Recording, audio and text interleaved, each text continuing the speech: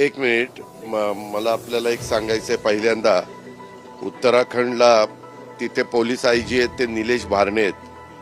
त्यांच्याशी आम्ही लोकांनी संपर्क साधला. मी आत्ताच त्यांच्याशी बोललो. ते महाराष्ट्रातलेच आहेत, आपल्या नागपूर परिसरातले, आणि ते तिथंच आहेत सध्या. तिथं जो काही उत्तराखंडला घडलंय तिथल्या नागरिकांना मदत करण्याचं काम त्यांचं त्या ठिकाणी चाललेलं आहे. त्यामध्ये नांदेडचे 11 लोक तिथं अडकलेले आहेत आणि त्यांना पण पूर्णपणे ते अडकलेले आहेत, म्हणजे आता ते सुस्थितीत आहेत. परंतु एक 11 पैकी एक सचिन पत्तेवार म्हणून आहेत.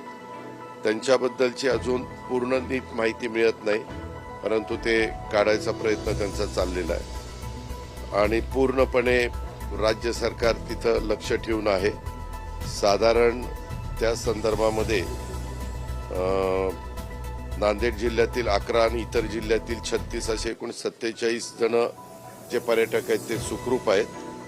त्याच्यामध्ये काही संभाजीनगरचे आहेत, काही अहिल्यानगरचे आहेत, काही मुंबईचे आहेत, काही पुण्याचे आहेत. एकंदरीतच राज्य आपत्कालीन कार्यकेंद्र उत्तराखंड यांच्याशी सतत आपण आपलं नियंत्रण कक्ष संपर्क ठेवून आहे आणि महाराष्ट्रातील पर्यटकांना लवकरात लवकर महाराष्ट्र सदन दिल्ली यांच्या माध्यमातून कसं इकडं आणता येईल अशा प्रकारचा प्रयत्न त्या बाबतीमध्ये चाललेला आहे आणि तशा प्रकारचं काम तिथं सुरू आहे.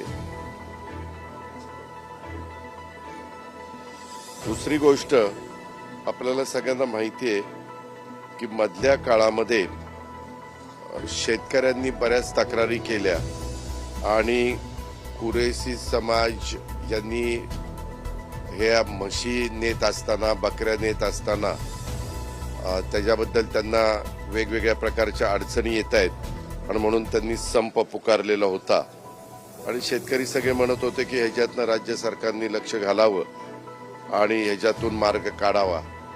आज आम्ही त्याच्याबद्दलची बैठक घेतली. नवाब मलिक, सना मलिक, नजीब मुल्ला आणि बाकीचे मान्यवर इथं आलेले होते. आम्ही गडकरी साहेबांशी पण बोललो.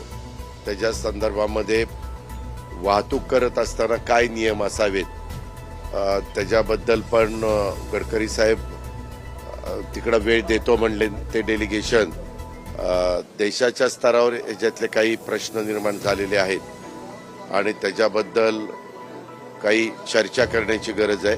तर ते म्हणले की ते डेलिगेशनला इकडे पाठवून द्या, मी चर्चा करून काय मार्ग, आमचं परिवहन विभागाचं काय म्हणणं आहे आणि त्यांचं काय म्हणणं आहे, ह्याच्यातनं कसा मार्ग काढता येईल तो मार्ग आम्ही काढायचं काम करू.